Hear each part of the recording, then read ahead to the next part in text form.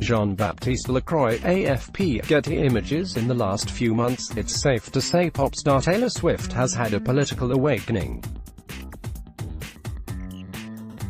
In addition to speaking out in favor of LGBTQ rights and against the Republican who ran for Senate in her state of Tennessee, the singer urged fans to enroll to vote in last year's midterms. Now, in an interview with The Guardian published Friday, Swift has taken aim at the US president himself, Donald Trump. "We're a democracy, at least we're supposed to be, where you're allowed to disagree, dissent, debate," Swift said. "I really think that he thinks this is an autocracy." The interview was published the same day Trump used Twitter to attack the chair of the Federal Reserve, whom he appointed, for not following his advice, and issued an order to U.S. companies to stop working with China, despite him not having the power to make such an order.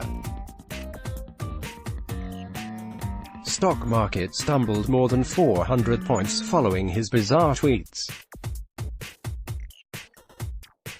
This week, he also said he wanted to abolish so-called birthright citizenship, but that would require a constitutional amendment.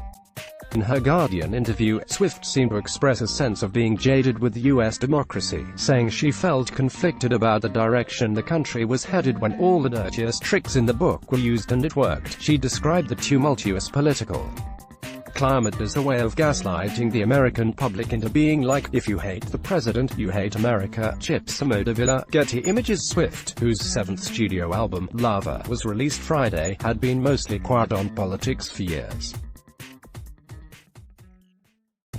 But she seems to be finding her voice more and more.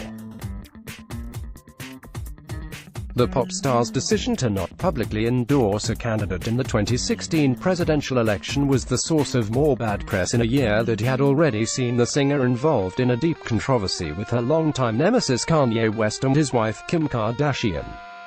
Her silence was perceived by some as a tacit endorsement of Trump and even white supremacy, with one neo-Nazi blog touting her as a pure Aryan goddess, but Swift told The Guardian her tainted public image in 2016 made her feel just useless, although she said she definitely would have endorsed Hillary Clinton. "I was just trying to protect my mental health, not read the news very much, go cast my vote, tell people to vote," she said.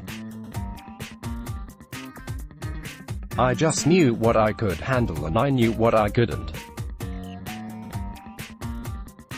I was literally about to break." Emma McIntyre. Getty Images. This is in line with an interview Swift recently did with Vogue for the magazine's coveted September issue. "Unfortunately, in the 2016 election you had a political opponent who was weaponizing the idea of the celebrity endorsement," Swift told the magazine. "He was going around saying, 'I'm a man of the people. I'm for you. I care about you.' I just knew I wasn't going to help." She has since made strides to show her support for queer people, as shown in the video from the single, "You Need to Calm Down," while her position as an ally and the continued commodification of LGBTQ culture has been called into question. Her friend Todrick Hall recently told BuzzFeed News her support for the community should not be overlooked, for her to put out a video that's completely like backing gay rights, and also saying that anybody who goes out of their way to scream and yell and make posters and go against those people's lifestyle needs to calm down. And that's a lot of her fans, a lot of people that follow her. Hall said, "She definitely does have fans who don't agree with gay marriage, I'm sure." Swift, who told The Guardian that she is obviously in support of abortion rights, said that she is committed to doing everything she can for 2020. More on this. Let's Blog Ads.